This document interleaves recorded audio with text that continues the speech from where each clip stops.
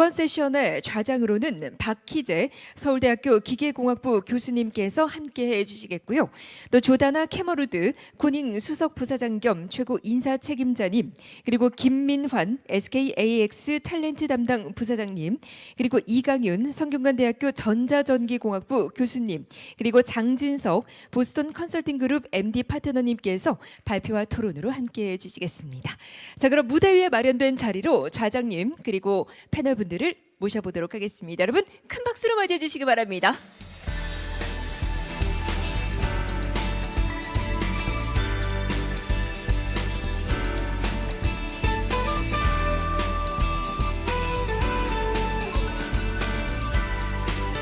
네, 자리에 착석을 해주시고요.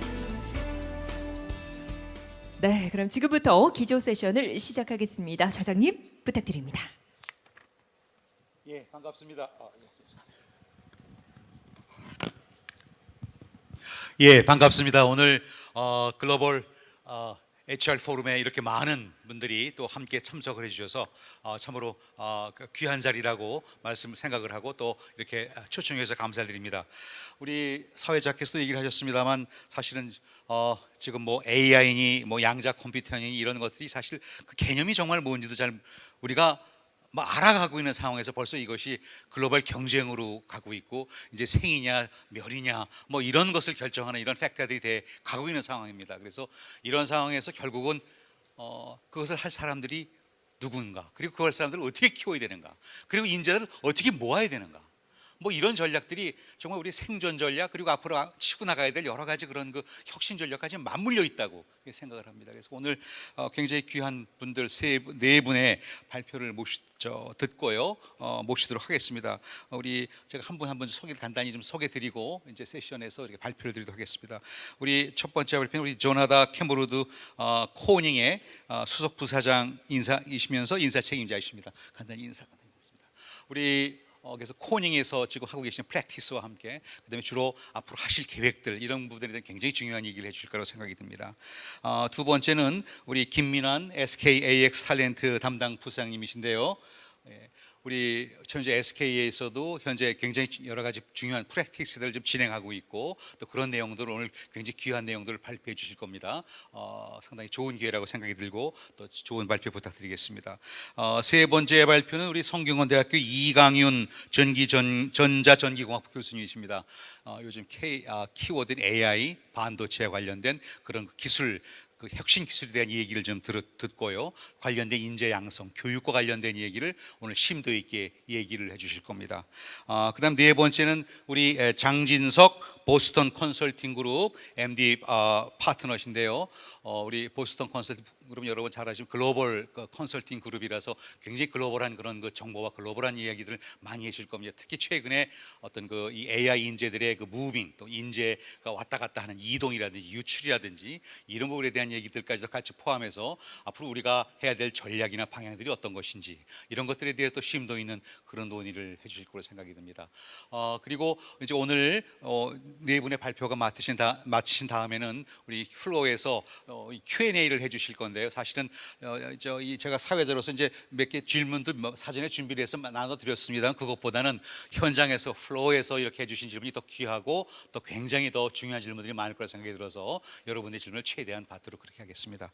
그럼 먼저 첫 번째 질문 첫 번째 발표자이신 우리 조나다 캐머루드 수석 부사장님의 발표를 듣도록 하겠습니다. Yes, Mr. Cameroon, please.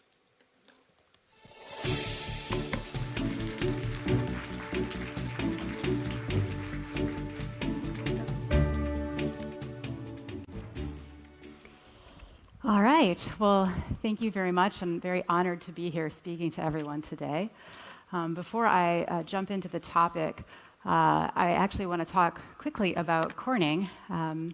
We are material science experts with a deep focus in glass and ceramics and the physics of light. And we have been partnering here in Korea for almost 50 years. So very, very focused on this topic of AI, not just because it's important to our organization and our partnerships here in Korea, but also because we are very involved in the infrastructure elements of AI. So I want to set the tone as we think a little bit about the pace of technological change and how we in business and in HR can really respond to that and get in front of it. So really quick, I would love a show of hands of if you think that this time period that we just saw with the man with his BlackBerry trying to hail a cab, pre-rideshare, pre-smartphone, how many think that was 30 years ago? Okay, nobody? Okay. How about 20 years ago? Okay, 15. Okay, more show of hands. 10. 5. All right, it's actually 17 years ago, which maybe that seems like a lot of time. I guess at this age, it doesn't seem like that long for me, but yeah, 17 years ago. And yet now, I mean, that was pre-smartphone, and now smartphones are everywhere, right? How we pay, how we play. And so it really doesn't take as long as people think, and it gets shorter and shorter with every technological revolution to go from revolutionary to common to essential. So let's apply that to AI. And the thing is, it's really hard to make predictions about technology sometimes. We've made them in the past, and sometimes we get them pretty wrong, right? I love this quote from IBM. I think there's a world market for maybe 5 computers. And sometimes we hope they're wrong, because artificial intelligence will take 80% of jobs. Or I love Stephen Hawking's quote. I hope that's not true, but that's a little bit of a downer. But sometimes we get them fairly right, but it's really hard to get the time frame right? So setting the stage, AI is here. It is moving really rapidly. And if you look at ChatGPT, for example, just in 5 months, users went up 40%, like 500 million to 800 million. It just keeps growing. And Sam Altman, OpenAI, says the pace of progress is far steeper than anyone predict. So it is coming at us, it is coming fast. How do we as business leaders and human capital practitioners get ahead of it? It's here, right? So we have call centers, and now we have bots that are taking care of customer service 24/7, different languages, and even actioning refunds, returns. We have analysts and programmers who are now replaced by AI code developers, right? And AI research assistants. And the World Economic Forum, which I consider to be fairly conservative sometimes, says that 39% of all jobs will be affected by AI within the next few years. So clearly we need to be agile and think about adaptability. And we need to apply this to our talent practices, to the way that we think about infrastructure, to the way we think about skills and training. And the tricky part is it's not just about replacing one type of job, but it's really about the augmentation of all jobs. So from the medical field, which might use AI to speed up diagnoses, to construction, where it might plan out projects and or load-bearing issues. There's just a ton of ways that AI can augment almost every job. So, jobs are changing. The skills required to do the jobs are changing. And from a business and human capital standpoint, I would submit to you that skills are the new currency of work. And I'm going to go a little bit deeper on that a little bit later in the presentation. But here's why. Here's the funny thing about AI, or maybe not so funny, but the really amazing thing, which is with this kind of technological shift and gain, this breakthrough in technology, it's actually also shortening the half-life of skills. So you're going to hear from some of my fellow panelists on ways that we can upskill and reskill people around the needs of the future. And yet, we still need to be agile in that because those skills are changing really rapidly. So half-life of skills going from 10 to 4 to 2.5 years. And you can actually see, a lot of the skills that are on the rise and changing are, of course, related to AI and data. But there are also some enduring human skills that we need to keep an eye on with this type of transformation. And that is empathy, ethical reasoning, things like curiosity, all the things that add the human to the AI for the full benefit, that symbiotic relationship that this forum is about. So I'm going to, in 9 minutes or less, as I see from the clock, present you with a very simple model to think about, to apply to your own businesses.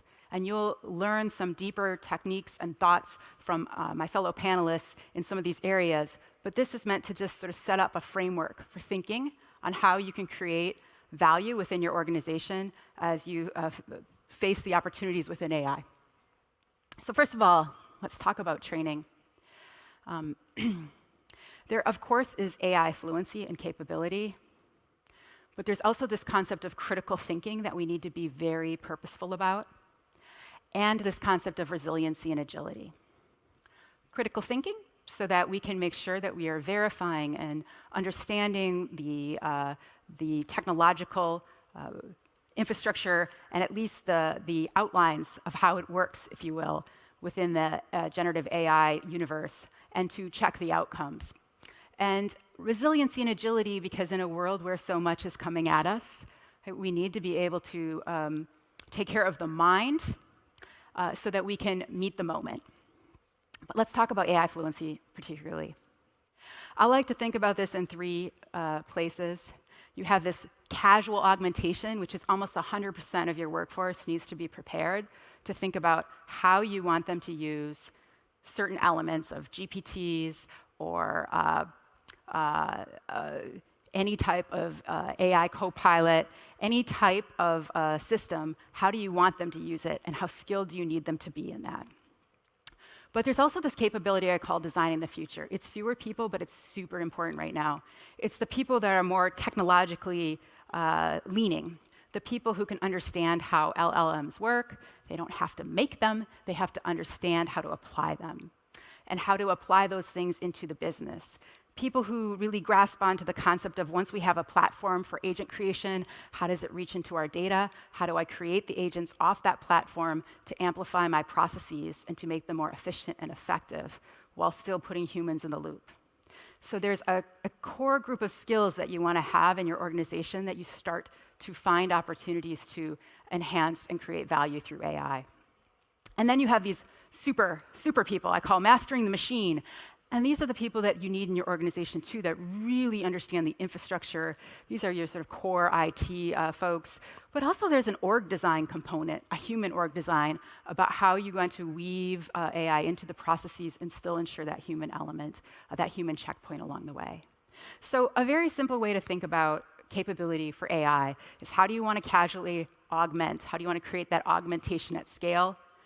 How do you want to create a task force of highly capable, not IT, but highly capable people who can kind of make the bridge between the complexities and the realities and bring things to life? And do you have the right group of people for the really technical mastering the machine? Okay, now you need to integrate it. Right? How are you going to create value out of it? So you also have to have this second pillar of your strategy that says, how am I going to integrate this into the workforce? I would say there's a couple different approaches. This actually says people-focused. It should say process-focused, so I always joke I should have had AI check my presentation.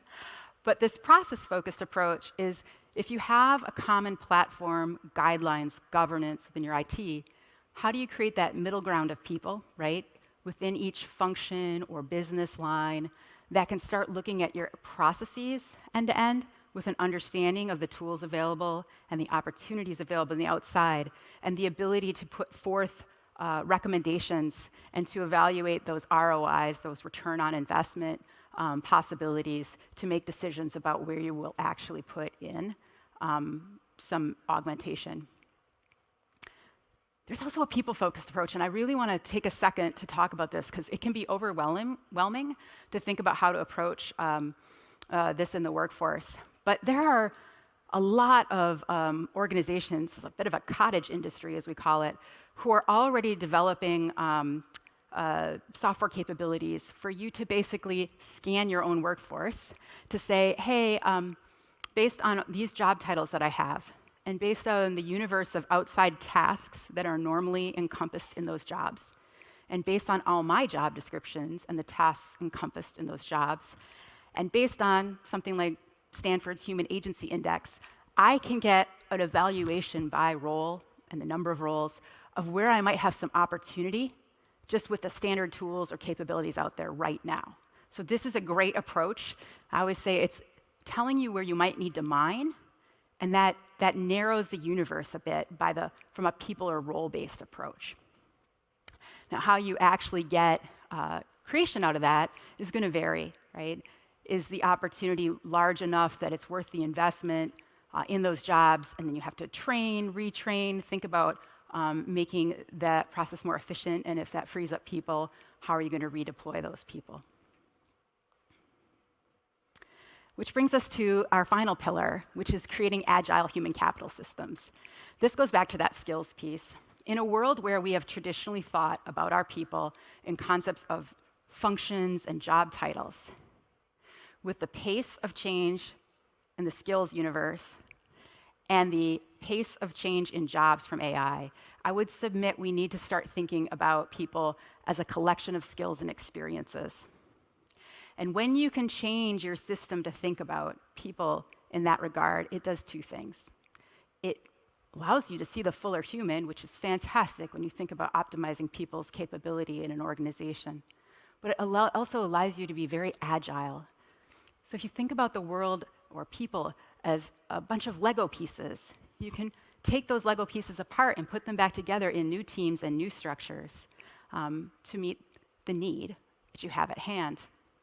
And it's agile enough that when a skill is more augmented or automated, you can quickly see the people that have that and think about what other skills are coming out in the outside world and how can you reskill. And when you think about it like that, you can also say, well, if I have these skills that are growing, machine learning, for example, and I have these people who are data analysts, for example, how much of a bridge would it really be for me to reskill these people, right? Skills versus jobs. The other thing I want to submit when you look at this sort of organization of the future construct, you see you have a little task management agent in there. The other thing we have to change in our human capital systems to make them more agile is to realize that even this year, but certainly next year, there will be more and more agents within our work teams. Specialized agents. In HR, for example, agents that are compensation manager experts who are recommending to you offers and compensation increases, et cetera. Agents that are coaches, which we ourselves use at Corning, that can come into your life and you can approach that coach agent to talk about your leadership, and it will come back and support you in your transformation as a leader.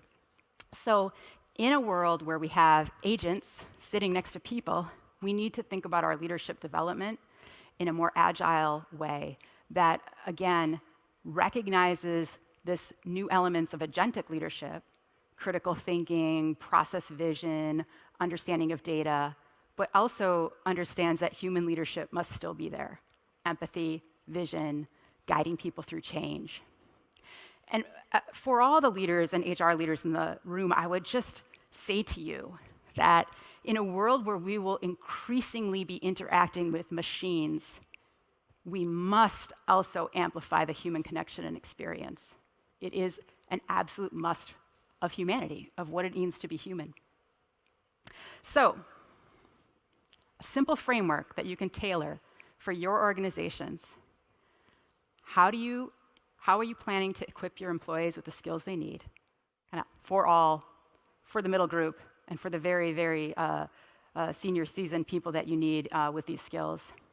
How are you going to approach evaluating opportunities from a process lens with that cohort of highly skilled, or from a people focus where you really look at what jobs could be amplified with augmentation or augmented with AI?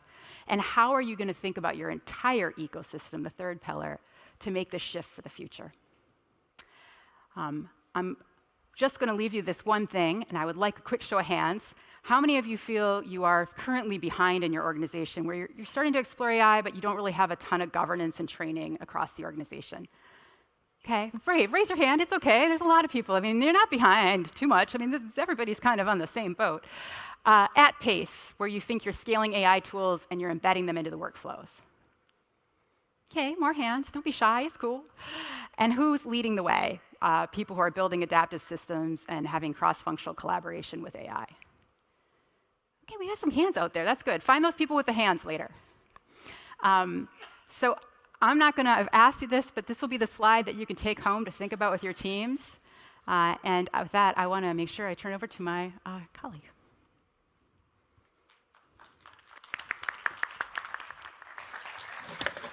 예, 감사합니다. 우리 세 단계로 이렇게 AI를 말씀해 주셨고 앞으로 미래의 그 방향에 대해서 현재 구상하고 있는 또 계획하고 있는 들을 말씀해 주셨습니다. 다음으로는 이제 우리 SKAX 우리 김민환 담당 부사장께서 발표해 주시겠습니다. 네, 안녕하십니까. 소개받은 김민환입니다. 반갑습니다. 네, 먼저 저희 SKAX 변화와 이 인재 육성 사례를 여러분들께 소개할 수 있어서 영광으로 생각합니다. 저희가 사명을 바꾸고 많은 변화들을 지금 추진을 하고 있는데요. 저희 여정이 아직은 완벽하지는 않습니다. 하지만 저희 여정 속에서 저희가 느꼈던 그런 작은 키들을 같이 공유하면서 작은 영광과 실질적 도움이 되길 기대하면서 발표를 시작하도록 하겠습니다.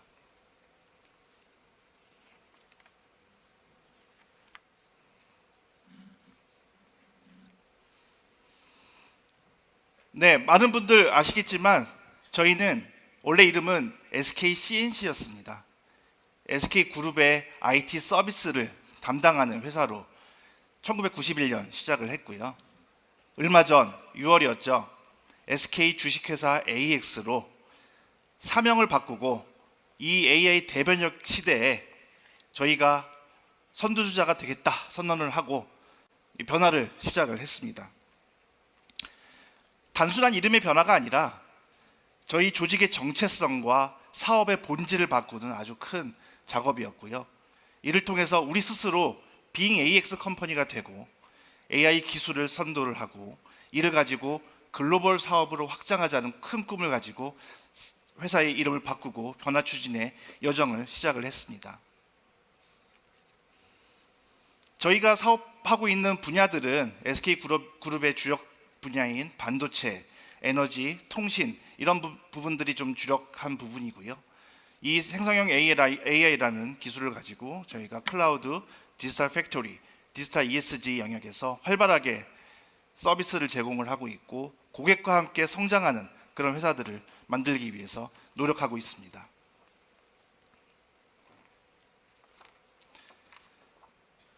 저희가 사명을 바꾸고 시간 순으로 어떻게 변화를 했는지를 한번 정리를 해봤습니다. 맨 아래서부터 이제 시작되는 변화인데요. 저희는 좀 특이하게 이름부터 먼저 바꾸고 시작했습니다. SKAX라는 사명을 변경하고 AI 디폴트 컴퍼니라는 비전을 대내외에 선포했습니다. 그리고 우리 구성원들에게는 Being AX 모델이 되자라는 의지를 선언을 했습니다. 그 이후에 이 AI를 이끄는 선도 조직들을 각 조직에 만들고 각 조직별 전담 TF를 만들어서 변화를 가속화했고요. 심지어 각 스텝도 AI TF를 모두 만들어서 각 스텝의 모든 업무들을 AI로 바꾸는 작업들을 시작을 했습니다. 이미 중간 단계까지 와 있고요. 그리고 가장 핵심인 저희 회사의 제일 중요한 자산인 우리 구성원, 사람에 대한 육성이 제일 첫 번째 미션이라고 생각을 해서 전 구성원 대상으로 한 수준별 AI 역량 육성 체계를 새롭게 개편을 하였습니다. 그리고 젊은 구성원들 중심으로 영 탤런트란 조직을 또 만들어서 그들 스스로 변화 관리를 시행하도록 바텀업의 변화 추진을 시행을 하였습니다.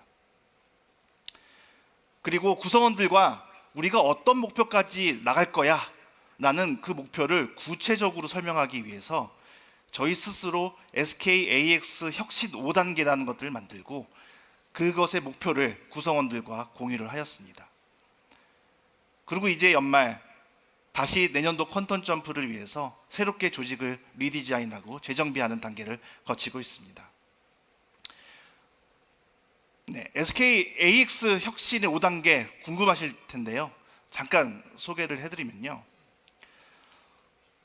먼저 첫 번째 단계는 개인이 이 생성형 AI를 도구를 가지고 자신의 보고서를 쓴다든지, 저희는 이제 IT 서비스 회사니까 코딩을 새롭게 만든다든지 하는 개인의 생산성을 향상시키는 활동을 레벨 1 단계로 저희는 구분하고 있습니다. 레벨 2 단계는 각 개인의 이런 지식들이 조직 지식으로 통합이 돼서 각 조직에서 상호 공유하며 활용하는 것을 레벨 2 단계로 정의를 하고 있습니다.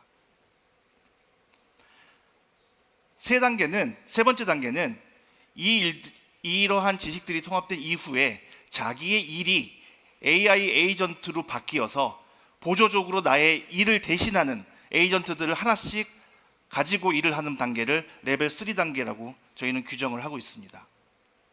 그리고 각 조직별로 하는 일들을 전부 모아서 단위 조직 전체가 AI화 되는 것들을 저희는 레벨 4 단계라고 얘기를 하고 있고요. 각 단위 조직의 AI 에이전트들이 전부 모여서 회사 전체가 자율주행되는 오토파일럿 엔터프라이즈가 되는 이 모습을 저희는 레벨 5 단계로 정의를 하고 있습니다. 그래서 지금 현재 저희는 냉정하게 레벨 3단계 정도에 와 있다고 스스로를 얘기하고 있고요. 저희의 개개인의 일을 할 때는 항상 AI 에이전트들이 저희를 보조하면서 지금 업무를 수행을 하고 있습니다.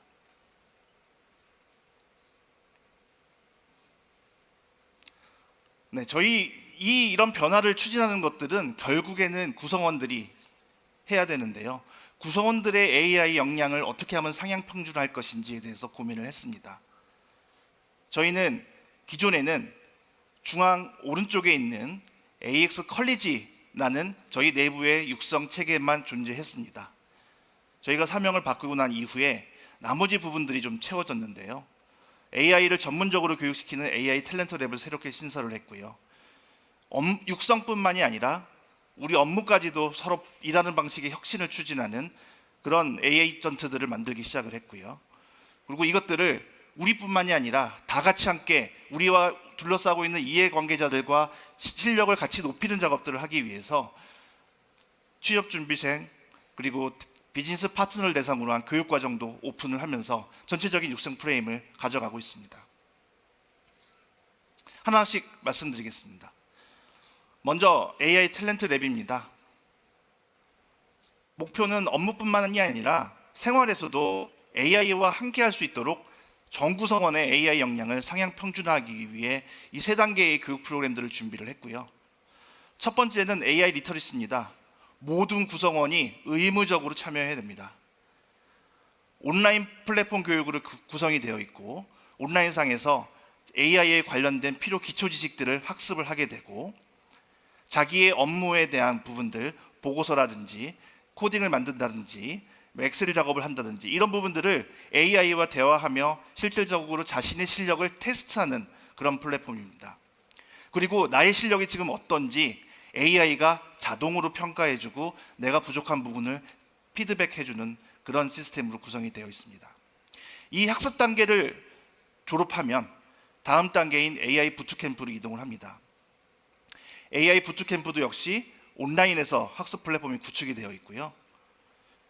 기초적인 학습보다 조금 더 한 단계 높은 교육들이 진행이 된 이후에 실제 자기 업무와 연계된 AI 에이전트를 만드는 교육으로 구성이 되어 있습니다.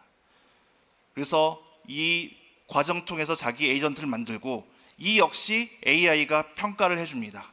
너가 만든 부분이 어디가 코드가 잘못됐어, 어느 부분이 좀 보완이 돼야 돼, 이런 부분들을 평가를 해주고 2단계를 패스를 하게 되면 다음 단계인 레벨 3 단계의 교육으로 이동을 하게 됩니다.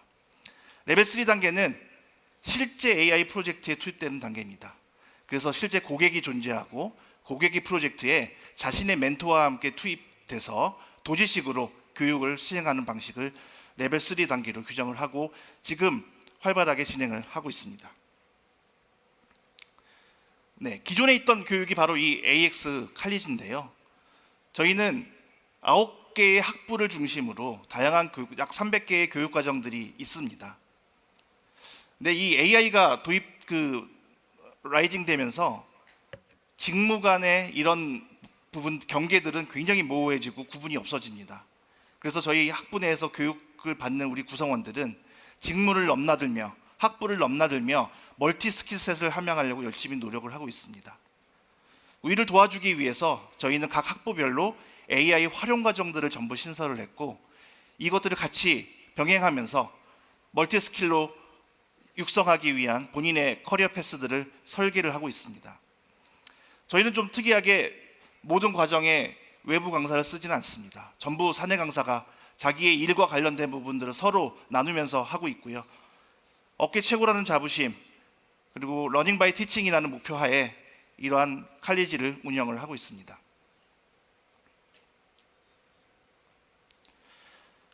우리만 이런 부분들 실력이 올라간다고 해결되는 문제는 아니라고 생각을 했습니다. 그래서 우리 이해관계자의 실력도 같이 향상하기 위해서 올해 스칼라라는 교육 프로그램을 만들어서 취업준비생 200명에게 교육을 시켰고요. 그리고 지금 비즈니스 파트너들 약 1,800명에게 대주도 상생 아카데미라는 과정을 열어서 AI 교육을 시행을 하고 있습니다. 이거는 제가 속한 HR 담당 조직에서 하고 있는 에이전트 모델입니다. 이를 통해서 일하는 방식까지 혁신하면서 실제 육성과 일의 방식이 괴리되지 않도록 하고 있고요.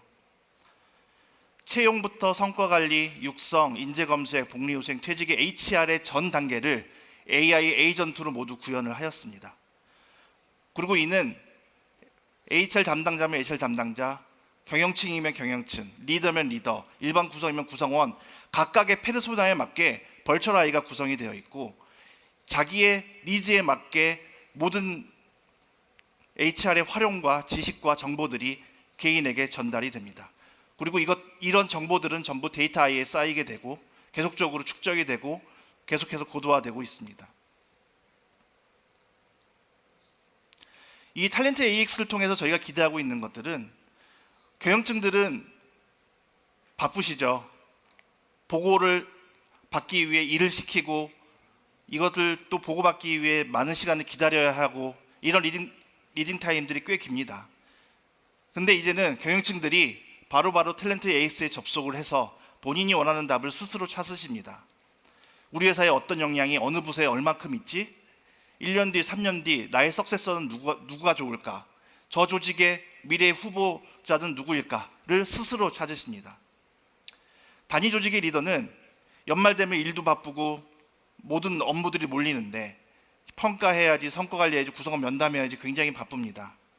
평가나 승진 이런 고민은 이제 AI가 합니다. 리더는 팀원들의 육성에만 집중을 하고 자신의 일에만, 본질에만 집중을 하게 됩니다. 구성원들은 아침에 출근하면 어제 무슨 휴양소를 신청해야지, 어떤 복리후생 관련된 뭘 신청해야지, 더 이상 그러지 않습니다. 아침에 출근하면 이것을 신청해 드릴까요? 라는 메시지가 각 개인에게 전달됩니다. HR 담당자는 오퍼레이션 업무들이 굉장히 많죠. HR에는 이런 부분들은 이제 AI에게 맡기고 본인은 더 다른 새로운 제도, 새로운 기획들에 집중을 하게 됩니다. 그리고 이것들을 외부로 고객들에게 확산하기 위한 HR 컨설턴트로서의 역할을 수행을 하게 됩니다. 이것이 저희가 원하는 HR의 변화고요. 이것들이 거의 다 마무리 단계에 지금 와 있고, 프로젝트가 마무리 단계에 와 있습니다. 이러한 변화의 과정들을 겪으면서 저희가 이것들을 추구하며 느꼈던 점들을 좀 정리를 좀 해봤는데요. 바로 CEO의 강력한 커미트먼트가 제일 먼저 필요함을 느꼈습니다. 리더가 먼저 솔선수범해야 되고요. 진심을 담아서 혁신 의지를 구성원들에게 전파하고 모든 것을 다 한꺼번에 바꿔야 됩니다. 부분적으로 바꿨을 때 일어나지 않더라고요. 그리고 누군가가 양으로 승부해야 됩니까? 질로 승부해야 됩니까? 라고 지금 이 순간에 묻는다면 저는 양으로 승부하는 게 지금 맞겠다라는 생각을 해봤습니다. AI 변화의 단면적을 빠르게 넓히는 것만이 이 변화의 속도에 대응하는 해결책이 아닐까 생각을 좀 해봤고요. 저희가 먼저 사명부터 먼저 바꾸고 시작했던 것처럼 빠른 실행, 먼저 실행하고 나중에 피보팅하는 이런 전략으로 추구하는 것이 훨씬 효과적이지 않을까 생각을 해봤습니다. 그리고 우리의 이 모든 과정들이 반드시 성공할 것이라는 믿음, 새로운 가치가 반드시 창출될 것이라는 그 믿음이 모두가 다 함께 하고 있다면 이러한 변화의 과정들은 반드시 성공하리라 생각이 됩니다. 네, 짧게 저희가 겪어왔던 지난 1년도 아니죠. 반년의 그런 여정들을 같이 공유드렸는데요. 이러한 얘기들이 변화 추진하시는 데 많은 도움이 되셨으면 좋겠습니다. 오늘 감사합니다. 네, 감사합니다. 우리 김민환 SKEX 탤런트 담당 부장님께서 한 지난 6개월간의 우리 업계에서 가장 빠르게 지금 하고 계시는 일이신 것 같으네요. 혁신 단계로 5단계를 얘기를 하시고 또 구체적으로 혁신 생태계를 만드는 그런 일들을 하신 사례들을 얘기해 주셨습니다. 다음에는 우리 성균관대학교 이강윤 우리 교수님께서 대학에서의 그 지금 반도체 그리고 AI 관련된 기술 현황 그리고 또한 인력 양성 이런 부분에 대해서 말씀해 주시겠습니다. 네, 안녕하십니까. 방금 소개받은 성균관대학교 이강윤입니다. 저는 좀 앞서 말씀하신 연사들하고 조금 그 주제를 달리해서 조금 더 기술적인 부분에 초점을 맞춰서 또 대학에서 제가 인재를 양성하고 있는 관점에서 좀 설명을 드리도록 하겠습니다. 네. 뒤로 잠시만요. 예, 뭐 제 소개는 간략하게 드리고요. 참고로 보시고 저는 성균관대학교에 재직하고 있고요. 또 팹리스 회사라는 스카이칩스라는 팹리스 회사를 또 창업을 해서 직접 그 팹리스 IC를 설계하고 제품화를 하고 있습니다. 또 제가 아마 초청받은 이유 중에 하나가 제가 인력 양성 센터를 좀 운영을 하고 있는데 2020년부터 6년 정도 이제 센터를 운영을 하고 있습니다. 그래서 5개 대학과 같이 인력을 양성하고 있고 IoT 관련된 시스템 반도체 인력 양성 센터를 운영을 하고 있습니다. 대기업, 중견기업, 중소기업들이 같이 이제 대학과 대학의 석박사 과정들과 인력 양성을 하는 그런 취지의 센터가 되겠습니다. 이제 반도체 분야에서 필요한 인력들의 그 큰 특징을 보면은 이와 같은 T자형 인재가 되겠습니다. 그래서 예전에는 반도체 한 분야만 잘하면은 됐지만 지금은 전체 시스템을 구성하기 위해서는 주변의 여러 분야들의 기술들을 이해를 하고 그다음에 한 분야는 깊게 이해하는 그런 T자형 인재가 필요하고요. 저희가 6년 전에 센터를 설립할 때 베스트라고 지었습니다. 그래서 BEST가 각각 미래 가치 창조, 산학 밀착, 교류 융합, 세계 최고 수준이고 이게 인재 양성을 어떻게 연결되는지 뒤에서 설명드리도록 하겠습니다. 반도체 분야의 기술 동향은 특히 이제 뭐 인터넷 에브리띵해서 여러 개의 기기들이 이제 사람의 개입 없이 그렇게 연결되는 초연결 사회로 가고 있습니다. 그래서 그 디바이스의 수가 사람의 수를 이미 초과를 했고요. 여하튼 디바이스 수 내에 여러 가지 반도체들이 활용이 되고 있습니다. 조금 더 세부적으로 보면은 사람의 눈과 감각기관 역할하는 센서들, 그다음에 그 데이터들을 전송하는 통신, 그다음에 여러 가지 배터리 같은 여러 가지 반도체가 사용이 되고요. 특히 최근에는 이 안에 AI가 같이 융합이 돼서 온디바이스 AI로서 엣지 단의 그런 어떤 노드 역할을 하고 있습니다.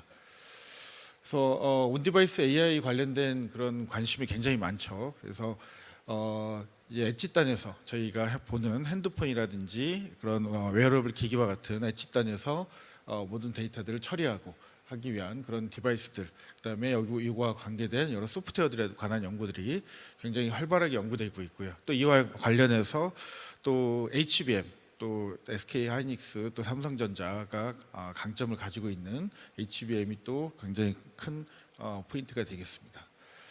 온디바이스 AI의 경우 뭐 쭉 세대별로 이렇게 나열을 했는데요. 기존에 전통적으로 저희가 사용되던 그런 그 CPU 혹은 GPU 구조에서 이제 AI에 최적화된 그런 반도체 구조로 바뀌어야 되는 그런 시대로 변화를 하고 있습니다. 이와 같은 세대에서 이제 반도체 분야 인력 양성을 하는 관점에서 보면 크게 이제 반도체 생태계를 좀 정리를 했습니다. 그래서 반도체 부분은 크게 종합 반도체 회사, 그다음에 IP 기업, 팹리스, 디자인 하우스, 파운더리, 또 오사업체들이 다 이렇게 종합적으로 그 연계가 되어야만 어떤 그 경쟁력을 가질 수가 있습니다. 그래서 대학에서 교육을 할 때도 여하튼 설계 쪽 뿐만 아니고 웨이퍼, 최근에 또 패키징 테스트가 굉장히 중요합니다. 패키징 테스트 또 판매 유통과 같은 여하튼 밸류 체인들을 전반적으로 교육을 하는 게 필요하다라고 해서 중점적으로 이제 교육을 시키고 있습니다. 또 이제 글로벌 수준의 그런 인재들이 양성이 필요합니다. 그래서 특히 첨단 분야, 또 AI, 뭐 양자 컴퓨팅, 반도체 분야들 첨단 분야의 인재들 양성들이 이제 필요하고, 특히 저희가 더 중점적으로 많이 역점을 두고 있는 부분은 산학 협력 부분입니다. 그래서 이제 대학도 예전에 대학에 비해서 산학 협력을 점점 강조를 하고 있고, 첨단 기업들과의 그런 그 인턴십 혹은 산업협력 프로젝트들을 점점 진행하기 위해서 노력을 하고 있습니다. 또 이를 위해서 교육 시스템도 과거에는 이론 중심의 그런 교육이었다가 여러 가지 다양한 교육 시스템들을 개선을 하고 있습니다. 뭐 우리나라 현재 그 AI 반도체 양자 컴퓨팅이 저희 기존의 반도체에서 가졌던 위상보다 그렇게 아주 높지는 않습니다. 그렇지만 굉장히 빠르게 또 저희가 딱 그 인재를 양성을 해서 글로벌 경쟁력을 갖출 수 있다고 생각을 하고 있습니다. 우수 사례들을 보면은 이제 대학 뭐 삼성전자, 또 SK 하이닉스, 또 SK온, LG에너솔루션들이 대학과 같이 이제 연계형 교육 과정들을 운영을 하면서 우수한 인재들을 좀 양성을 하려고 이렇게 박차를 가하고 있습니다. 전체 그 인재 중심 전략을 크게 네 가지로, 아까 제가 베스트라고 표현했는데 그 네 가지를 좀 상세히 설명을 드리겠습니다. 최근에 그 인재 양성의 중점 그 부분 중에 하나는 여하튼 설계 공정 시스템이 서로 융합되는 융합 교육이 필요합니다. 그래서 어느 한 분야에서 설계만 잘한다고 해서 혹은 공정만 잘한다고 해서 혹은 시스템만 잘한다고 해서 경쟁력 있는 제품을 갖출 수 없기 때문에 여하튼 융합형 인재들을 양성하는 거에 초점을 맞추고 있고, 교육 과정에서도 한 분야가 아니고 여하튼 융합 교육 과정들을 이제 많이 개설을 하고 있습니다. 또 글로벌 역량들이 필요하기 때문에 이제 특히 반도체 분야는 뭐 글로벌 경쟁 시대고 각국이 이제 각국의 이익을 위해서 그 총력을 다하고 있는 분야입니다. 그래서 글로벌 표준, 그다음에 글로벌 다학제간 협업 능력들을 기르기 위해서 노력을 하고 있습니다. 또 이제 창의 그 실행력인 관점에서 볼 때 이제는 교과 과정들이 교육 과정 내에서도 이론 반 또 실습 프로젝트 반해서 PBL 과목, 그래서 프로젝트 베이스 러닝 혹은 프로그램 베이스 러닝들을 이제 진행을 하고 있습니다. 그래서 여하튼 실무 위주의 교육들이 반도체 교육에서 많이 진행이 되고 있다라고 말씀드릴 수 있겠습니다. 또 기술 역량 측면에서 저희가 여러 가지 독보적인 기술들을 가져야 되고, 또 시스템 레벨의 통합적인 그런 시각들을 가지는 그런 기술 역량들이 또 필요하게 되겠습니다. 그래서 여하튼 부분들의 교육을 위해서는 아까 말씀드린 대로 교육자, 저도 이제 교육을 하고 있는데 예전에 제가 학부 때 교육했던 그런 내용들보다 훨씬 빠르게 변화하는 내용들을 습득을 하고, 그다음에 또 교수님들끼리 서로 연계도 하고, 또 산업체와 또 서로 연계를 해서 교육을 하는 그런 체계로 바뀌고 있습니다. 또 융합 역량이 되겠습니다. 그래서 아까 말씀드린 대로 이제 전통적으로 반도체 하면은 이제 하드웨어 쪽에 집중이 돼 있고, 저희 나라가 또 메모리 반도체의 강점을 가지고 있죠. 그래서 하드웨어 쪽에 많은 강점을 가지고 있었는데, AI가 경쟁력을 갖추기 위해서는 하드웨어 소프트웨어 통합이 중요합니다. 그래서 하드웨어 측면에서 최적화할 수 있는 부분, 또 소프트웨어 측면에서 최적화할 수 있는 부분, 그래서 하드웨어 소프트웨어 이 통합 설계와 같은 여하튼 융합 교육들이 굉장히 중요하다라고 말씀드릴 수 있고요. 또 앞서도 말씀드렸는데 이제 AI가 사람의 많은 일들을 이제 대체해주는 그런 시대이긴 하지만 여전히 사람들 간의 소통, 팀워크가 이제 중요하고 사람의 창의성이 굉장히 중요하기 때문에 그런 부분들을 교육을 하기 위해서 노력을 하고 있습니다. 그래서 아까 말씀드린 대로 베스트 크게 네 가지 관점에서 저희가 인력들을 양성을 하고 있고, 총 37개 기관, 대기업, 그다음에 산업체와 그다음에 또 연구소들과 이렇게 그 컨소시엄을 운영해가지고 교육을 하고 있고요. 또 교육 시스템이 이제 지속적으로 바뀌어야 됩니다. 이제 교육 체계가 기존의 교육 체계에서 융합형, 그다음에 T자형 인재를 육성하는 그런 방향으로 점점 바뀌어가고 있고, 이 교육 체계가 지속적이고 연속적으로 될 수 있도록 플랫폼화하고, 또 저희가 또 제가 맡고 있는 또 센터 중에 하나가 이 아이덱에서 카리스트에서 하는 아이덱이라고 하는 센터가 있는데, 여기에서 이제 재직자 교육 과정도 운영을 하고 있습니다. 그래서 대학이 학사, 석사, 박사 인재를 양성하는 것 외에도 산업체, 재직자 과정, 재직자들이 필요한 교육들을 또 수요를 받아가지고 인재를 양성하는 그런 또 소임도 다하고 있습니다. 앞서 말씀드린 데 여하튼 기관 간의 유기적인 교류를 진행을 하고 있고요.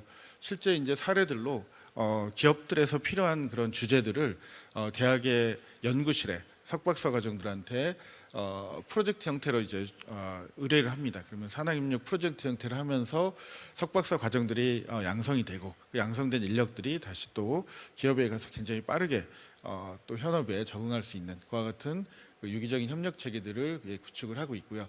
앞서 말씀드린 대로 여러 가지 이제 교육에 필요한 그런 그 반도체 교육에 필요한 그런 툴들을 또 제공을 받고 그걸 활용해서 석박사 과정 양성을 하고 있고, 역시 마찬가지로 이제 반도체 설계에도 AI를 활용한 반도체 설계 기법, 자동화 기법들이 적용이 되고 있습니다. 그렇지만 이 핵심 코어 테크놀로지는 석박사 과정들의 창의력으로부터 나온다라는 부분을 이제 교육을 시키고 있습니다. 전체 이제 뭐 그 여하튼 센터들이 그 참여 대학, 기업, 그 다음에 여하튼 센터들이 서로 유기적으로 협력을 하고 있다.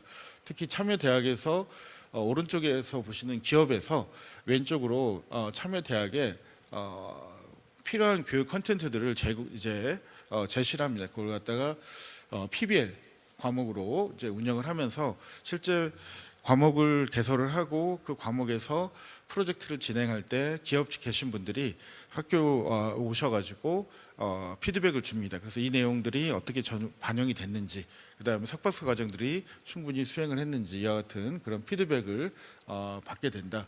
그런 체계들이 이제 유기적으로 되고, 지금까지는 그런 그 어떤 기업과의 그런 유기적인 그런 관계가 좀 부족했지만, 대학 교육에서도 이와 같은 체계들이 반도체 쪽에 많이 적용이 되고 있다라고 말씀드릴 수 있겠습니다. 그래서 앞서 말씀드렸던 내용들에서 이제 기업의 관점에서 볼 때, 그 제가 또 기업을 또 운영하고 있기도 하기 때문에 대학에서 훌륭한 인재들이 육성이 되기 위해서는 실무형 훈련들을 제공을 해야 되고, 그다음에 R&D 연계 채용 프로그램들, 그다음에 산업계 스타트업의 생태계가 연계되는 그 같은 부분들이 필요하다. 그래서 기업도 학교에 필요한 그런 어떤 그 자원들을 공급하고, 또 기업은 학교로부터 그런 석박사 과정들을 또 공급받고, 이와 같은 좀 선순환 체계, 특히 이제 우리나라 팹리스의 중소 중견 기업들이 이제 그런 인력 수급에 어려움을 겪고 있기 때문에 이와 같은 선순환 체계가 잘 적용되는 게 이 첨단 분야 인재 육성이 필요하다라고 말씀드릴 수 있겠습니다. 그다음에 저희가 성균관대는 특히 이제 그 반도체 분야에 특히 강점을 가지고 있는 대학이고요.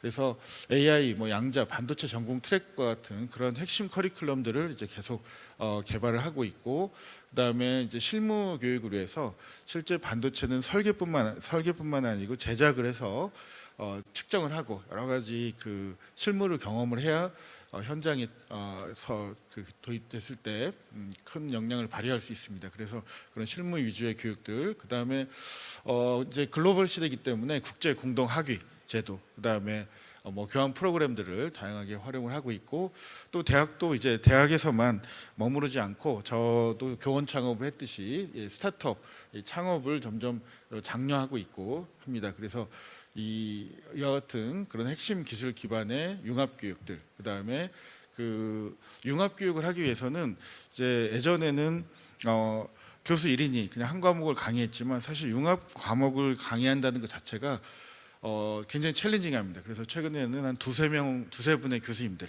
서로 하드웨어, 소프트웨어 담당하는 교수님들이 두세 분이 나눠서 팀 티칭을 한다든지 이와 같은 부분. 그 다음에 또 각 대학들이 가지고 있는 장점들이 있는데 그 한 대학에만 머무르지 않고 성균관대 같은 경우에 제가 책임자를 맡고 있는 센터에서는 5개 대학과 학점 교류를 하고 있습니다. 그래서 저희와 경희대에서 잘할 수 있는 분야가 있으면 경희대에 가서 수업을 듣고 이와 같이 학점 교류들을 이제 활발하게 하면서 이게 융합 교육을 좀 더 강화하고 있다라고 말씀드릴 수 있겠습니다. 그래서 반도체 분야, 특히 이제 뭐 AI, 반도체 첨단 분야 그 경쟁이 점점 치열해지고 있는데 제가 교육부의 일선에 있는 또 교수로서 이와 같은 핵심 인재를 글로벌 경쟁력을 가질 수 있는 핵심 인재를 양성하기 위해서 노력을 하고 있고 또 짧은 시간 내에 어떻게 진행됐는지 이렇게 소개를 드렸습니다. 네, 감사합니다. 네, 감사합니다. 우리 이강유 교수께서 반도체 AI 분야의 그 인력 양성, 특히 생태계 그리고 산학 협력이라든지 기업 수요 니드 반영이라든지 또 이런 부분들에게 중요한 그런 키워드들을 얘기해 주셨습니다. 다음에 이제 마지막으로 우리 장진석 우리 보스턴 컨설팅 MD 파트너께서 상당히 또 좋은 그런 귀한 얘기를 해주시겠습니다. 부탁드립니다. 네, 방금 소개받은 보스턴 컨설팅 그룹의 장진석 파트너라고 합니다. 그 보스턴 컨설팅 그룹이라는 회사를 모르시는 분들도 좀 계실지 모르겠는데 저희는 기본적으로 이제 경영 컨설팅 회사이고요. 기업 고객들을 상대로 여러 가지 전략 자문을 포함을 해서 최근에 이제 AI 시대가 되다 보니까 이 AI와 관련된 트랜스포메이션 전의를 어떻게 끌고 가야 하는지에 대한 부분들도 같이 상의드리고 논의를 좀 드리고 있습니다. 그리고 저는 그 BCG에서 디지털 AI 부문을 맡아서 리드를 하고 있습니다. 오늘 제가 좀 말씀을 드리고자 하는 것은 글로벌 관점에서의 AI 인재의 흐름을 좀 얘기하고자 해요. 앞서서 코닝이나 SK AX에서 실제 기업 현장에서 정말 어떻게 그 AI 인재들을 육성하고 있는지, 그리고 성균관대에서 학계에서 어떻게 AI 인재를 육성하고 있는지를 잘 말씀을 주셨는데, 저는 시각을 약간 조금 틀어서 글로벌 관점에서 AI 인재가 어떻게 지금 전개가 되고 있고, 그 측면에서 한국은 어떠한 입장과 전략을 좀 가져가야 될 거냐, 이런 내용들을 한번 좀 말씀드려 보고자 합니다.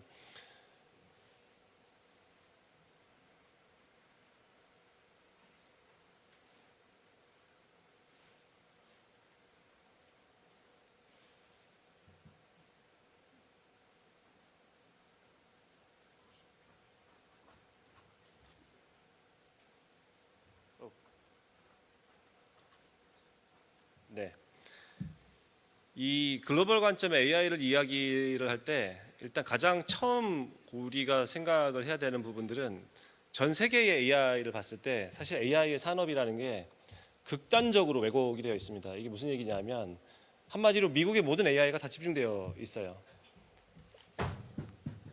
기술이든 뭐 데이터든 인재든 모든 게 사실 미국에 집중이 되어 있습니다.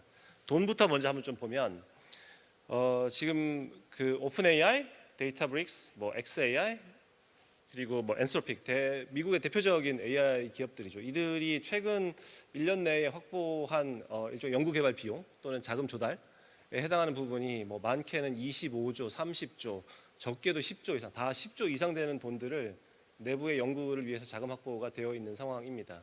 반면 G4AI, 중국에 있는 대표적인 AI 이제 스타트업이고요. 코히어 같은 경우에는 캐나다에 있는 업체입니다. 그리고 미스트랄 같은 경우에는 프랑스에 있는 AI 스타트업인데 이들이 확보한 자금 조달 이거에 비해서 형편없이 낮은 수준이에요. 돈이 다 미국에 몰려 있습니다. 컴퓨팅 파워를 한번 좀 비교를 해보면 지금 미국에서 현재까지 건설되어 있는 AI 데이터 센터가 모두 다 합쳤을 때 40기가와트 정도 되는 걸로 추산을 하고 있습니다. 이거는 뭐 기관이나 사람들마다 조금씩은 다른 전망을 가지고 있기도 한데 미국에 어쨌든 전체가 모여진 게 40기가와트 이미 만들어진 게 앞으로 만들어질 게 또 다른 40기가와트 또는 50기가와트가 더 있다고 해요. 그리고 유럽의 전체의 현재 데이터 센터가 만들어진 게 8기가와트 정도가 된다고 합니다. 이 기가와트라고 하는 게 얼마나 큰 거냐라고 하는 게 조금 감이 안 오실 수도 있는데 우리나라의 SK그룹이 AWS하고 같이 울산에서 그 데이터 센터를 짓기로 했잖아요. 그래서 그거를 이제 삽을 뜨고 이제 공사가 시작이 됐습니다. 그래서 아마 2, 3년 정도가 있으면 우리나라에서 아마 최대의 AI 데이터 센터가 이제 건립이 완공이 될 텐데 그 규모가 현재 100메가와트가 안 돼요. 목표는 더 크게 키우겠다라고 하는 목표를 가지고 있긴 하지만 실제 울산에서 현재 우리가 만들고 있는 거의 현실적인 타겟 수준이 100메가와트가 안 됩니다. 거꾸로 얘기하면 그 울산 DC 같은 거, 울산에서 만들고자 하는 그 데이터 센터에 400개 이상 이미 미국에 있어요. 그리고 80개 이상 유럽에 존재를 하고 있고 그만큼 컴퓨팅 파워에 있어서 차이가 크게 나고 있는 상황이고 거의 대부분의 컴퓨팅 파워가 사실은 미국에 집중이 되어 있습니다. 앞서 말씀드렸던 돈과 이런 컴퓨팅 파워의 조합에 의해서 오픈 AI를 포함한 사실 이런 AI의 엄청난 파워가 나오고 있는 원천이 이제 되고 있는 거죠. 그런데 이제 여기에서 인재라고 하는 부분들을 한번 짚고 넘어갈 필요가 있습니다. 지금 앞서 말씀드렸던 것처럼 이러한 배경들로 인해서 이러한 돈과 그다음에 기술의 어떤 편중 현상으로 인해서 글로벌 관점에서 봤을 때의 AI 인재의 99%는 다 미국에 있다고 봐도 사실은 과언이 아닙니다. 그런데 거기에 파열구가 생기고 있다고 저희는 봐요. 우리에게 한국 입장에서 봤을 때 기회가 분명히 좀 있습니다. 몇 가지의 좀 분석을 좀 보여드리고자 하는데요. 미국에 있는 특히 노란색으로 표현되어 있는 것들 좀 보시면 메타, 페이스북이 속한 기업 그룹이죠. XAI, 구글, 아마존, 오픈AI, 마이크로소프트 이런 기업들이 가지고 있는 AI 연구자들 중에 외국 국적자가 차지하는 비중이 대략 20% 후반에서 30% 정도가 됩니다. 이 사람들은 무슨 얘기냐면은 예를 들면 한국에서 AI 공부를 하고 또는 그 컴퓨터공학 공부를 하고 미국으로 건너가서 취업을 한 사람들의 비중이라는 거예요. 전 세계에서 많은 사람들이 모여들고 있는 거죠. 근데 오른쪽 끝을 보시면 흰색으로 표현된 게 12%라는 게 더 있습니다. 이거는 외국에서 태어났지만 미국에서 공부한 사람까지 포함한 숫자예요. 그러니까 기본적으로 외국 출신의 AI의 배경을 가지고 있는 사람들의 비중이 미국에서 만드는 연구하고 있는 많은 AI의 연구자들 중에 거의 40%에 가까운 사람들이 사실은 외국계의 배경을 가지고 있는 사람들이다라는 겁니다. 이게 그 조금 더 상급 인력, 그러니까 박사급 인력으로 조금 더 좁혀서 보면 이 현상이 조금은 더 극단적으로 벌어지게 됩니다. 컴퓨터 또는 수학 박사 55%, 그 다음에 미국 내에 있어서의 아주 그 하이퍼포밍하는 AI 연구자들 67%가 다 해외 인력들이에요. 그 오른쪽을 보시면 상당히 좀 재밌는 그래프가 있는데 X축이 지금 가로축이 미국 내 박사학위를 특히 AI와 관련된 박사학위를 받은 사람들 중에 중국 출신이 거의 한 40%가 넘습니다. 중국에 있는 많은 사람들이 이제 미국에 가서 학위를 받는다는 뜻이에요. 한국도 지금 한 10% 안쪽으로 되어 있습니다. 한국에서도 많은 사람들이 미국에 가서 학위를 받아요. 그런데 Y축이 세로축이 이제 중요한데 그 중에 미국 잔류 의향이 있는 사람이 몇 %냐? 꽤나 많습니다. 미국에서 공부하고 한국을 안 돌아오려고 하는 거죠. 중국을 안 가려고 하는 거죠. 그냥 기본적으로 거기에 남겠다라고 생각을 하는 겁니다. 여기 계신 분들이나 자제분들 또는 뭐 친구분들 스스로 내가 만약에 AI 산업에 종사하는 기회가 생겨 그럼 한국에서 하시겠습니까? 미국에서 하시겠습니까? 지금 현재로서는 후자를 선택할 가능성이 상당히 이제 높다라는 거죠. 그런데 조금씩 변화들이 생기고 있다고 보여집니다. 22년, 23년, 24년에 미국으로의 AI 인재 유입이 점차 감소하고 있어요. 이거는 여러 가지 이제 이유가 있는데 뒤에서도 말씀드리겠지만 미국의 정책 변화가 사실은 가장 크게 좀 작용을 하고 있는 부분이 있고요. 그다음 두 번째는 기본적으로 사람을 이제 잘 안 뽑기 시작합니다. 이것도 또 AI의 도입의 어떤 또 다른 이면의 모습인데 가장 아래쪽 그래프를 좀 보시면 22년도를 100으로 봤을 때 23년도에 0.5를 찍고 23년도에 0.3을 찍습니다. 저게 뭐냐면 미국에서 소프트웨어 개발하는 사람들에 대한 구인 공고예요. 불과 2년 만에 이게 30% 수준까지 떨어집니다. 2년 전하고 대비했을 때. 그럼 거꾸로 대학에서 저런 공부를 했던 사람들을 채용하고자 하는 기업의 니즈도 덩달아 떨어질 수밖에 없는 거고요. 그 위에 지금 미국 AI의 전문가의 순유입이라고 하는 것도 22년을 1로 봤을 때 24년 작년을 기준했을 때 0.8까지 떨어집니다. 한마디로 외국에서 미국으로 유입되는 인력들의 비중 역시도 20% 정도 이제 감소를 하고 있다라는 거예요. 저희가 그 미국에 있는 저희 회사에서 BCG에서 미국의 주요 이 리크루터들한테 조사를 좀 해봤습니다. 이런 외국 인재들 중에 미국의 어떤 정책 변화나 이런 것들 때문에 미국에서 이주 내지는 정착 의사가 줄었다. 난 여기서 불안해서 못 있겠다. 이런 부분들에 대한 의사를 듣느냐, 자주 듣는다라는 이야기가 거의 한 70% 가까이 됩니다. 그러니까 지금 미국에서 일하고 있는 많은 인재들 중에 정착의 불안함을 느끼고 있는 사람들의 비중이 급격하게 늘어나고 있다라는 이야기입니다. 이게 결국은 우리와 같은 AI 중견국에겐 상당히 큰 기회가 저희는 될 거라고 좀 보고요. 여기에는 미국의 정책 변화가 사실은 가장 큰 변화 요인이 좀 되고 있습니다. 얼마 전에 그 H-1B 비자라고 하죠. 이렇게 전문직의 미국 내 취업을 장려하는 비자의 비용이 10만 달러까지 인상되는 걸 트럼프가 이렇게 좀 사인을 했지 않습니까? 그러니까 미국에서 취업하려면 1억 이상 이제 돈을 내야 취업이 되는 시대가 될 수도 있다라는 겁니다. 그 다음에 관련해서 OPT라고 하는 옵셔널 프랙티컬 트레이닝이라고 하는 이제 미국 졸업 후 취업 지원을 해주는 일종의 이런 프로그램들도 미국 정부에 의해서 펀딩이 좀 되고 있었는데 이것도 철저하게 이제 감소하겠다, 축소하겠다라는 정책을 내부에서 가지고 있고 R&D 예산도 대폭 감소하는 형태로 지금 정책에 대한 방향이 가고 있어요. 상황이 이러다 보니까 유럽, 프랑스, 일본, 호주 주요 AI에 대한 도약을 미국, 중국 다음에 그 다음엔 나야라고 주장을 하고 싶은 이런 중견국들이 너도 나도 AI 인재 유치를 위한 정책들을 발표를 하고 있습니다. 유럽 같은 경우에는 지금 5억 8,500만 달러, 뭐 우리나라 돈으로 대략 한 1조 정도가 되는 돈이죠. 이거를 투자를 해서 외국 연구자들을 우리나라에 유치를 하겠다라는 정책들을 발표를 했고요. 프랑스, 호주, 일본 등등도 사실은 비슷한 형태의 외국 연구자를 유치를 하는, 그 다음에 그걸 이제 어떤 급여 형태로 보상을 해주던 또는 정착 비용을 제공을 해주던 또는 학계의 어떤 프로그램을 같이 연결을 해주던 산학 연계 프로그램을 만들어주던, 아까 성균관대 교수님께서도 그런 말씀을 하셨지만 굉장히 다양한 형태의 프로그램들을 각국에서 현재 전개를 하고 있는 상황입니다. 이런 분들이 우리나라에게 좀 기회가 있다라고 좀 보고요. 한국 같은 경우에 지금 저는 두 가지의 고민 사항이 있다라고 생각을 합니다. 하나는 기업 입장, 정부의 입장인 건데 다른 나라에 못지않게 우리나라가 지금 보면 상당히 인재에 대한 정책보다는 하드웨어와 기술에 조금은 더 편중된 면이 있습니다. 전체적인 정책 변화나 이런 것들.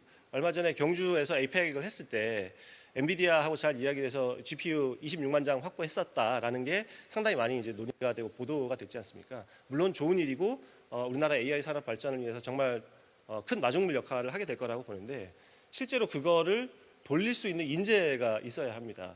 그래서 어떤 인재들 어떤 식으로 이제 확보할 거냐에 대한 부분들이 그런 하드웨어와 기술의 역량 확보에 못지않게 인재를 어떻게 확보할 거냐에 대한 부분이 중요하고, 한국에 있는 이제 사람들, 한국에서 공부를 하고 AI에 대한 연구를 하는 사람들 못지않게 앞서 다른 나라들이 시도하는 것처럼 외국에서 어떤 인재들을 우리나라로 모셔올 거냐, 데려올 거냐와 같은 문제에 대해서도 정책적 변화가 분명히 좀 필요하다고 저희는 봅니다.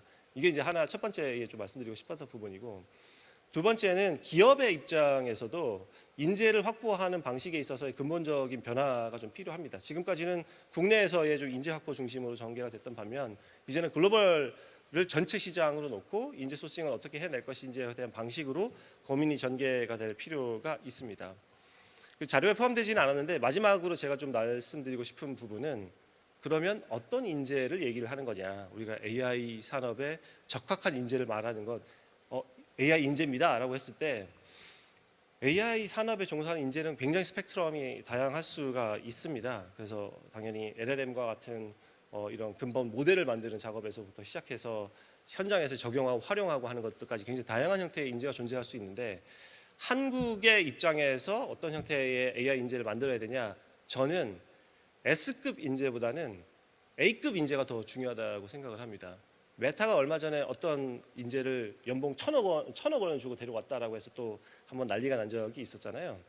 우리는 그런 형태의 인재를 키우는 게 필요하지 않아요. 어차피 우리가 40기가와트를 가지고 있는 미국과 우리는 100기가와트밖에 안 되는 한국이 이런 컴퓨팅 파워와 원천 기술을 가지고 승부를 한다? 저는 쉬운 게임이 아니라고 생각합니다. 한국의 승부는 응용 기술에 있다고 보고, 그렇기 때문에 A급 인재, 실제로 그런 모델과 데이터를 활용을 해서 현장의 문제를 풀어내고, 그 다음에 그걸 기반으로 해서 우리만의 한국만의 어떤 고유의 그 AI 활용법을 발굴하고 개선해 나갈 수 있는 인재들이 앞으로 우리 기업 입장에서 그리고 정부 입장에서 마찬가지로 지향해야 될 인재의 어떤 상이 아닌가라고 생각을 좀 하고 있습니다.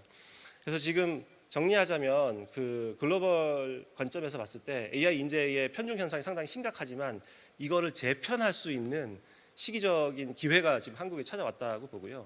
하드웨어 못지않게 이런 인재에 대한 적극적인 소싱 정책들을 펼쳐 나가는 게 앞으로 저희가 좀 집중적으로 고민을 해야 될 지점이 아닐까라고 좀 생각을 하고 있습니다.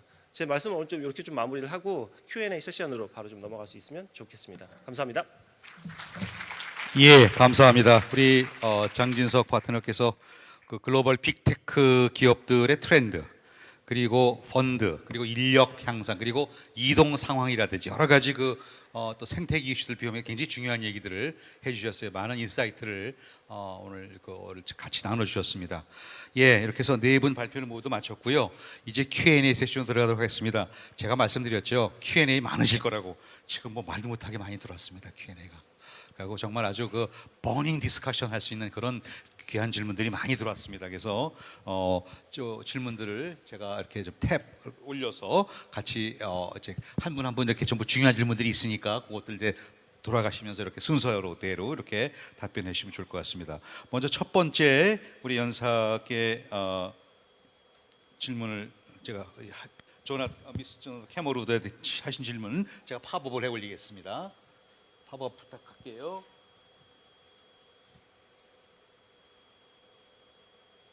질문 내용은 기술은 가장 먼저 AI가 인간을 추원할 영역 같은데요. AI 시대에 인간이 가질 수 있는 기술 역량은 어떤 부분일까요? 이런 내용으로 얘기를 해주셨습니다. 우리 답변을 좀 우리 미스 캐머루드께서 좀 해주셨으면 좋겠습니다. Please. Yes, thank you for that question. So, first of all, AI, it is still incomplete in its thinking, right? It is a rational model that is interpolating facts, and it is not capable, at least at this moment, of being independently creative. It may seem like it is, but it is not in the sense of the way that the human brain is uniquely designed to bring together disparate thoughts. It's the way we process it a little bit differently. So there is plenty for humans to still do in this world as generative AI comes to full fruition for us. And that's where going back to a couple, I think, tenets for all workers, which is really understanding how it works. There's a great MIT Sloan article out there right now on the top 10 things you should know about large language models, which I think is really great for people to know. There's a critical thinking and a process approach that everybody should have a skill on. And there is, of course, this concept of how do you still really double down on capabilities of connecting with humans, inspiring trust and common purpose to achieve great things. I would say, though, just building off some of my amazing co-presenters here, that from a technical skills capability, for instance, the conversation just about Korea, I think it's really important that every country is thinking about its gigawatt infrastructure so it has independent processing capability and skills around that so that nobody's left dependent fully on others, and that this application capability skill is something to quickly scale up, as mentioned before. 예, 감사합니다. 다음 질문을 우리 두 번째 발표해 주셨던 우리 김민환 부사장님께 드리도록 하겠습니다. 제가 팝업을 해 올리도록 하겠습니다.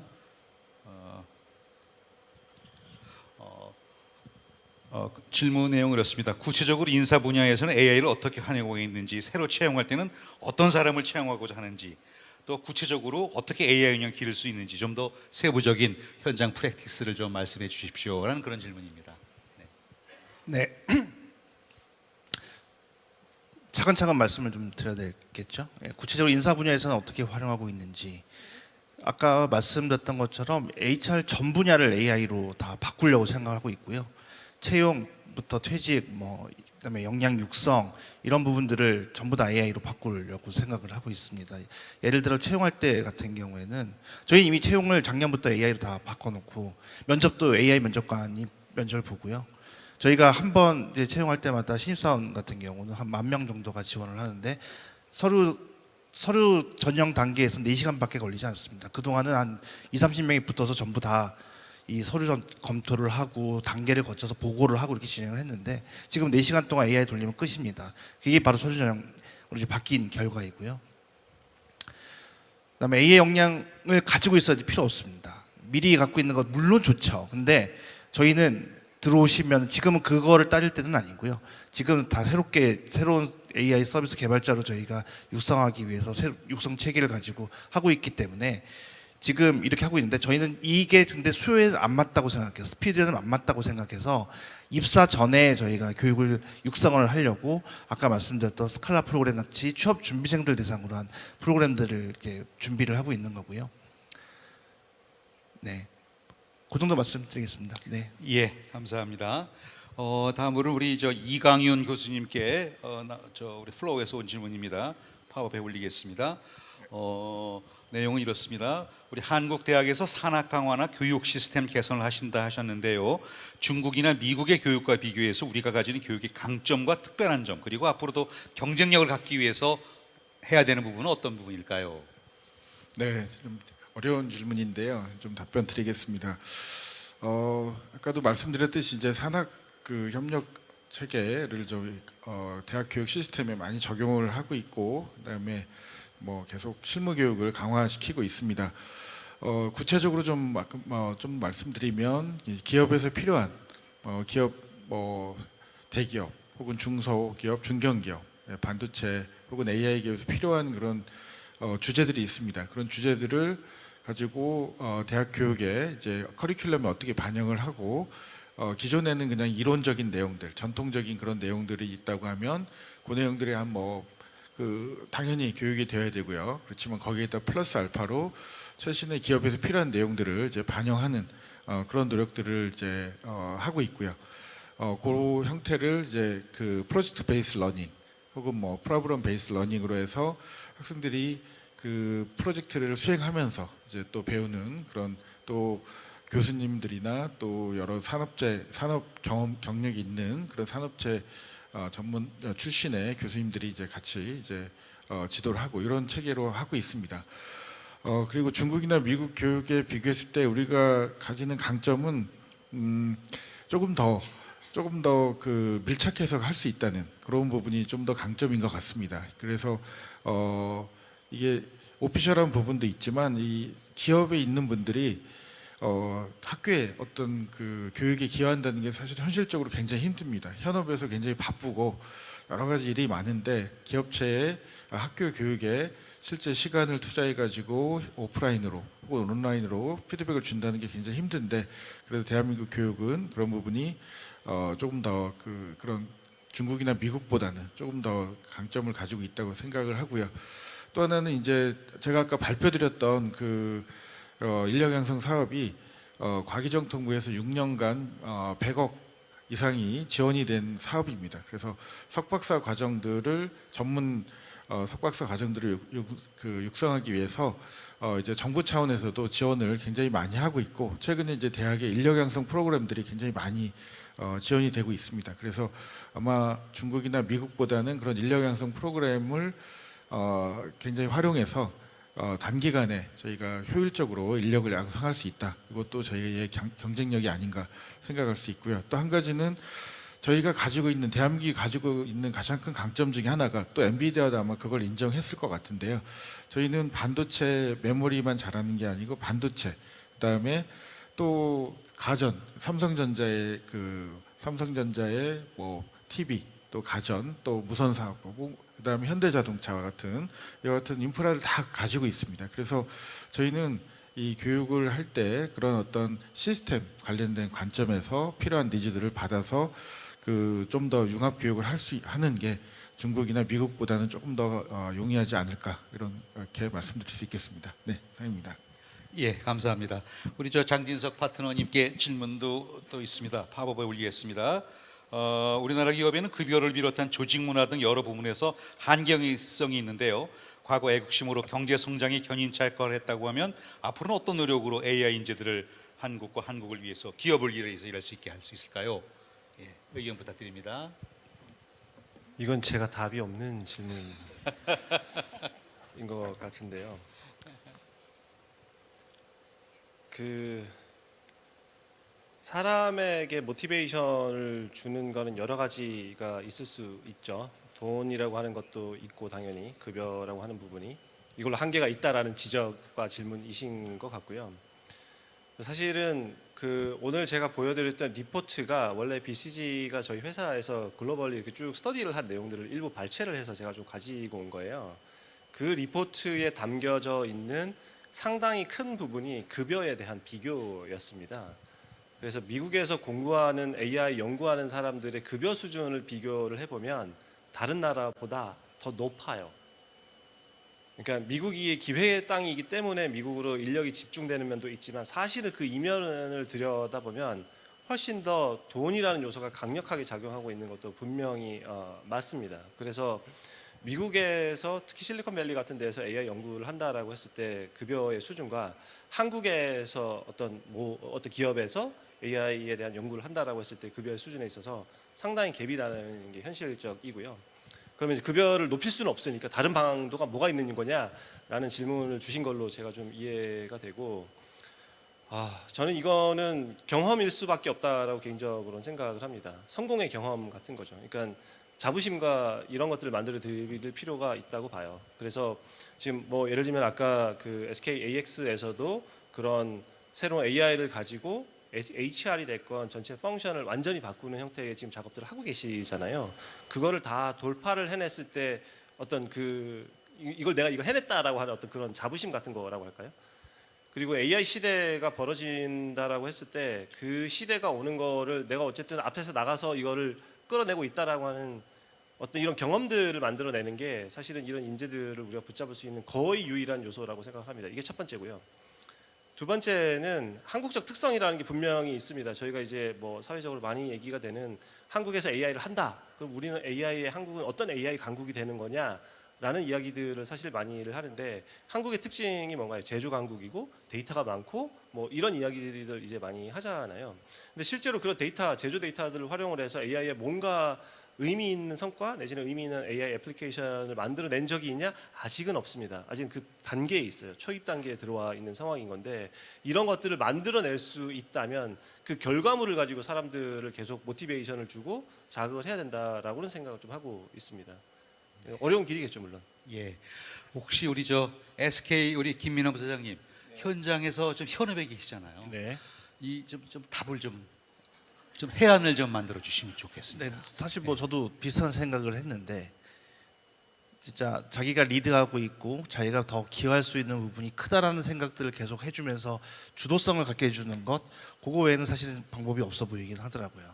근데 저희도 사실 뭐 그 한국 기업의 뭐 고용 안정성이나 이런 것들은 있어서 그래도 뭐 그나마 좀 가늘고 길게 가겠다 생각하면 네. 그 차이는 베네핏이 있을지 모르겠지만 미국에서는 이제 경쟁사에서 한번 이제 하게 되면 바로 이제 페일 해버리니까. 근데 하여튼 본인이 주도하고 그거에 대한 성공에 대한 인정을 계속 해주면서 이 성취감과 이 목적의식, 소명의식, 사명감들을 계속해서 키워주는 거, 요게 가장 키 포인트가 아닐까 생각을 해봤습니다. 예, 감사합니다. 다음엔 우리 미스 조나다 캐머루드한테 또 질문을 드리도록 하겠습니다. 아주 우리 모두가 공통적으로 생각하는 질문인데요. 제가 팝업을 하겠습니다. AI를 변화하는 그런 과정에서 사실 걱정들이 있습니다. 이 AI한테 우리 일자리가 뺏기는 거 아닐까? 그래서 이 문제를 어떻게 풀어야 될까요? 이거에 대해서 우리 좀 해안을 또 좀 말씀해 주시면 좋겠습니다. Please. Yes. I don't know if I have wisdom, But I'm going to answer this a little bit of a look back and a look forward. Look back, if you look at technological shifts in history, industrial manufacturing and or electricity, you see that yes, jobs are eliminated, but jobs are also created. And you heard today from various panelists about those jobs and the industry that is being generated around AI. So there will be changes, but that's progress. The thing that we have to do and make a commitment to our fellow employees and colleagues as we embrace these types of changes is that we will be ethical in it and we will be thoughtful in how we redeploy and support the redeployment of people. So as you're an organization facing opportunity, you need to make sure that, or we need to make sure that we build into any plans, what is that human impact element? That's why I wanted to share the way that we're thinking about it at Corning so that you can start a plan, because a plan helps you avoid things like overhiring for skill sets that are going away. Awareness of skills that are on the rise outside helps you plan retraining with partners that are within your cohort or your network, whether that's government or universities, et cetera. So the way that we need to respond is the way we need to respond to all change, which is I see you, and humans are not expendable as a resource. Humans are a very valuable part of these enterprises that we create for society, et cetera, whether it's business, government, et cetera. And the impact for them has to be thought into the process. Right? You want to create virtual circles of success and sustainable success in any endeavor. And so if you were to ignore, if we are to ignore the impact on people or their concerns, then we are not actually creating a virtuous circle. So that's how I would respond to that. 네, thank you very much. 감사합니다. 다음에는 우리 김민환 우리 부사장 부탁 질문인데요. 현장에서 굉장히 이 경험을 의뢰한 그런 답변을 좀 부탁드리고자 합니다. 전 파브에서 올리겠습니다. 전 구성원의 수준별 AI 역량을 육성을 하려면 사실 교육을 하고 시간이 필요한데 이게 결국 본연의 업인 기업의 생산성 영향을 미치지는 않는가요? 이것 때문에 헤지테이트한 경우가 많은데 또는 인재 유출은 공부시킨 사람이 이직을 하게 되면 이거 어떻게 되는 건가요? 아주 구체적인 실적인 문제를 가지고 질문하셨습니다. 열심히 훈련시켜서 다른 기업으로 가면 박수를 쳐서 보내줘야 됩니다. 네, 대한민국의 생태계 발전에 크게 기여하고 있구나 우리가 그런 사명감을 가지고 박수 쳐지고 저희는 또 그만큼 또 좋은 인재들을 또 키워야겠다라는 이 자신감을 가지고 해야 될 것 같고요. 그 대신 이제 우리가 핵심 인재라고 생각되는 분들에 대한 리텐션 프로그램들을 별도로 좀 가동을 하고 아까 말씀드렸던 그런 사명의식과 소경감을 갖고 본인이 일을 주도하게끔 해서 본인이 그 사업을 키워가게끔 하는 그런 그 목적의식을 명확하게 주는 게 필요하지 않을까 생각을 합니다. 그리고 직원의 능력 개발에 투입되는 시간이 기업의 생산성에 영향을 미칩니다. 왜냐하면 더 좋게 영향을 미칩니다. 일과 육성을 같이 병행을 하면 자기 일에 대한 생산성이 올라가기 때문에 저희는 특히나 또 이런 IT 업종에 있어서 그런지 몰라도 그래서 저희는 더 포지티브하게 이런 것들이 발현되기 때문에 저희는 적극 장려하는 편입니다. 네. 예, 감사합니다.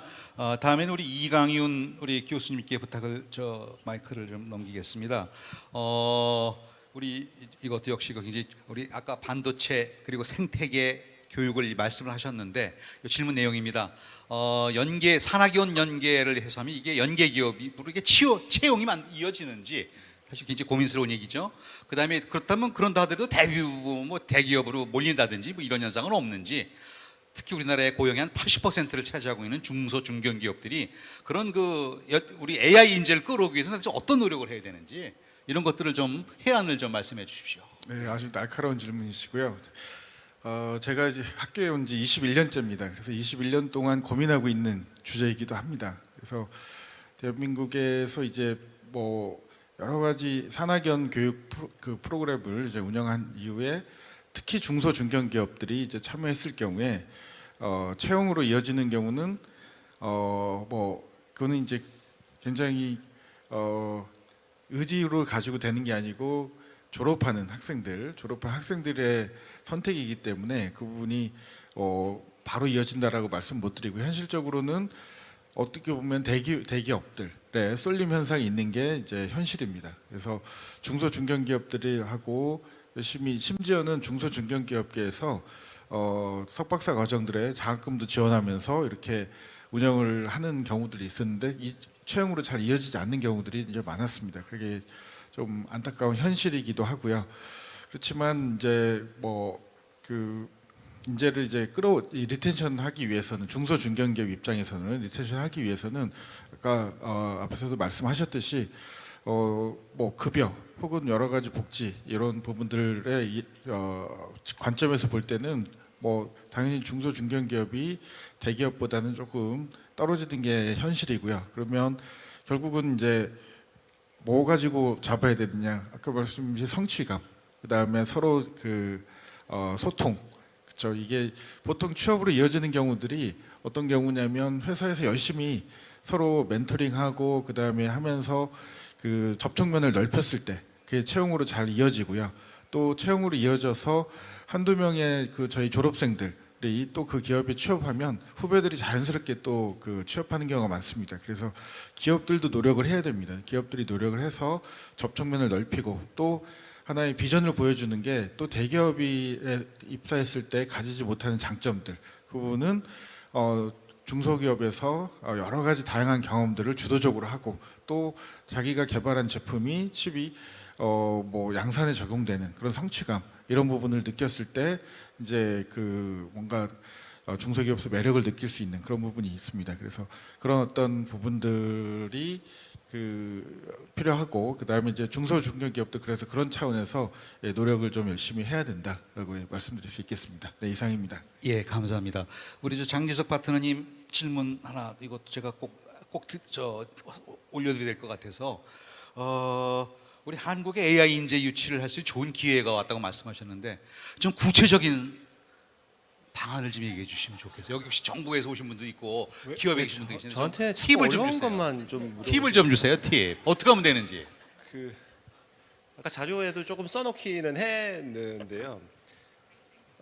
사실은 똑같은 질문을 좌장님께서 이 세션을 하기 전에 저한테 미리 질문을 주셨어요. 그래서 제가 챗GPT한테 물어봤어요. 인재 유치 방안이 뭐가 있습니까? 전 세계 모든 국가의 인재 유치 방안을 다 총동원해 갖고 좀 알려주세요 했더니 수백 개가 나와요. 그러니까 유치 방안에 저는 답이 있다고 생각하지 않습니다, 솔직히. 그러니까 유치 방안이라고 하는 건 돈을 더 많이 줄 수도 있고, 그 돈을 준다라고 하는 게 예를 들면은 급여를 줄 수도 있고, 정착비를 지원해 줄 수도 있고, 집을 줄 수도 있고, 아니면은 비자 문제라던가 체류 문제를 해결해 줄 수도 있는 거고, 세금 문제를 해결해 줄 수도 있는 거고, 아니면 회사와의 어떤 연계를 할 수 있는 기회를 열어 줄 수도 있는 거고, 앞으로 그거를 1년, 2년 문제가 아니라 5년, 10년을 개런티 약속해 줄 수 있는 부분도 있는 거고, 정책적인 다양성은 무궁무진하다고 생각해요. 그런데 아까 말씀드렸던 것 중에 누굴 데리고 와야 되느냐가 저는 더 중요하다고 보거든요. 그 누구냐에 따라서 기대치가 다르고, 한국에서 만약에 무언가를 한다라고 했을 때 그 사람들이 원하는 게 달라요. 그래서 이게 다시 처음 얘기로 돌아가는데, 저는 S급 인재, 그러니까 정말 연봉 100억 이상, 1000억 이상 되는 S급 인재를 데려와서 우리도 오픈 AI 같은 스타트업 만들자가 아니라, 한국에 있는 데이터와 한국에 있는 산업 기반과 한국의 특성들을 감안한 AI의 유스 케이스, AI의 애플리케이션, AI의 기술력을 어떻게 만들 수 있을 거냐라고 목적지를 정해놓고, 이거를 잘하기 위한 인재가 어디 있고 그 사람들을 뭘 원하느냐라고 하는 단계를 밟아가야 적절한 유치 방안이 나올 수 있다라고 생각을 합니다. 그런 면에서 보면 이제 인디비주얼 리크루팅 내지는 이런 것들보다는 팀 베이스의 리크루팅이 더 중요하다고 생각을 하고요. 적절한 팀의 환경을 만들어 줄 수 있는 방식의 유치 방안이 필요하다고 생각을 하고 있습니다. 예, 감사합니다. 이제 제가 마지막 질문을 드리는데, 우리 각 발표자께서 아주 짧게 이렇게 1분씩 해주시면 고맙겠습니다. 오늘 여러분 잘 들으셨죠? AI가 하늘에서 떨어지는 게 아니고 이게 전부 커스터머 니드, 현장의 프랙티스들을 AI와 연동해서 어떻게 해서 효율을 이런 것이라고도 말씀드렸고, 그것이 혼자만 잘 되는 것도 아니고 생태계가 있어야 되고 융합이 돼야 되고 굉장히 중요한 키워드가 나왔어요. 엊그제 우리 정부에서 AI를 위해서 100억주를 투자하겠다 이런 발표가 나왔어요. 피지컬 AI라고 토픽이 나왔는데 그거 역시 같이 연관된 팀이라고 이제 보여집니다. 그래서 굉장히 이제 일단 트랙은 잘 잡았다, 그리고 방향성은 맞다, 이렇게 이제 판단이 되는데, 우리 연사님께서 사실은 교육과 산업체와 그다음에 그쪽 업계 대단히 리딩을 하시는 분들이라서 최근에 우리 이런 오늘 말씀하신 내용들 요약도 좀 해주시고, 또 여러 가지 피지컬 AI라든지 앞으로 가야 될 방향들에 대해서 짤막하게 이렇게 컨클루전을 좀 만들어 주셨으면 좋겠습니다. Please. So I think we need to think about AI not as a thing that's happening to us or a one-off opportunity, but it is a strategic force that we have to incorporate into our broader strategy for success, whether that be a country's economic success, and so therefore how does AI play in the sense of not getting left behind, in the sense of surging forward in the capabilities you already have, whether that's a business, it's the same thing. It's you apply the elements of strategic planning, and you introduce AI as a force in that, and then you model that out, and that's how you, in my opinion, create more holistic plans to address the future. 네, 저도 마지막 마무리 정리하겠습니다. 저희가 이제 결국 이것들을 하기 위한 오늘 모임 목적도 저희 우리나라가 AI 강국이 되기 위해서 어떻게 성장할 수 있느냐, 모두의 그런 목적 함수를 다 같이 좀 얼라이먼트를 맞추고 세팅을 한 방향으로 바라보면서 그냥 결집을 하기 위한 자리라고 생각이 되어집니다. 그래서 뭐 정부도 그렇고 우리 학교도 그렇고 기업도 그렇고 다 같이 정말 같은 방향을 보면서 잘 뛰었으면 좋겠고요. 아까 말씀드렸던 것처럼 지금은 단면적을 넓혀야 할 때, 빠르게 양을 늘려야 할 때인 것 같습니다. 그런 점에서 많이 신경 쓰면서 기업에서도 많이 노력하겠습니다. 네, 감사합니다. 예, 이 교수님. 예. 앞서 말씀드린 대로 저희가 그 AI 뭐 양자 컴퓨팅 반도 분야에서 지금 아주 그렇게 선도적인 위치는 아닙니다. 그렇지만 과거에 저희가 반도체 메모리를 시작할 때 후발이었지만 굉장히 빠른 시간 내에 저희가 그 1등 국가가 됐듯이 아마 저희의 그 여러 가지 제조 인프라들 활용하면 AI 분야에서도 빠른 시간 내에 또 세계를 리딩하는 그런 그 강국이 될 거라고 생각을 하고요. 대학에서도 그 분야에 더 집중해서 또 그 교육을 시키도록 그렇게 하겠습니다. 네, 감사합니다. 온 세상에 AI를 얘기하다 보니까 감정적 피로도 호소하시는 분들이 많습니다. 그 아까 직업을 잃는 걱정을 이야기하시는 분들도 좀 많이 계신 것 같고, 근데 조금은 그 너무 이렇게 이 뭐랄까요, 좀 미사여구로 치장된 AI의 담론이 아니라 냉철하고 현실적인 담론을 얘기를 해야 된다고 봐요. 그리고 이 인재 포럼에서 인재에 대한 이야기를 하는 게 굉장히 저는 그런 관점에서는 유의미한 대화를 저희가 하고 있다라고 생각을 하고, 해외에서 어떤 인재를 어떻게 데리고 올 거냐, 학교에서 어떻게 육성을 할 거냐, 기업에서 어떻게 육성을 할 거냐에 대한 구체적인 안들이 빠른 시간 내에 나오고, 그런 방안에 우리의 정부의 관점, 그다음에 어떤 뭐 정책적인 지원, 돈의 지원, 이런 부분들이 좀 더 프랙티컬한 방식으로 구현되고 지원되는 게 필요한 것 같습니다. 그래서 이번 인재 포럼이 약간 그런 거에 좀 좋은 밑거름이 되기를 좀 기대하면서 마치겠습니다. 예, 감사합니다. 여러분 잘 들으셨나요? 오늘 포럼에 참 여러분들은 복 받으신 겁니다. 왜요? 엄청나게 중요한 테크닉, 엄청나게 중요한 인사이트를 받으셨어요. 정답은 안 나왔지 모르지만 굉장히 중요한 그런 인사이트를 얘기해 주셨고요. 아마 정부 관계자 또는 기업에서 또는 교육 현장에 계신 분들한테 굉장히 중요한 그런 이 숙제와 그리고 인사이트를 던져주셨다고 생각을 합니다. 이것으로 우리 글로벌 엣지 포럼 2025 신테크 전쟁 기조 세션 1을 마치면서 우리 아까 말씀하신 우리 AI를 위해서 글로벌 AI의 우리 경쟁력, 역량을 위해서 우리 다 함께 노력하는 이런 스타팅하는 포럼이 되었으면 좋겠습니다. 감사합니다. 네, 여러분 수고해 주신 좌장님께도 다시 한번 큰 박수 보내주십시오.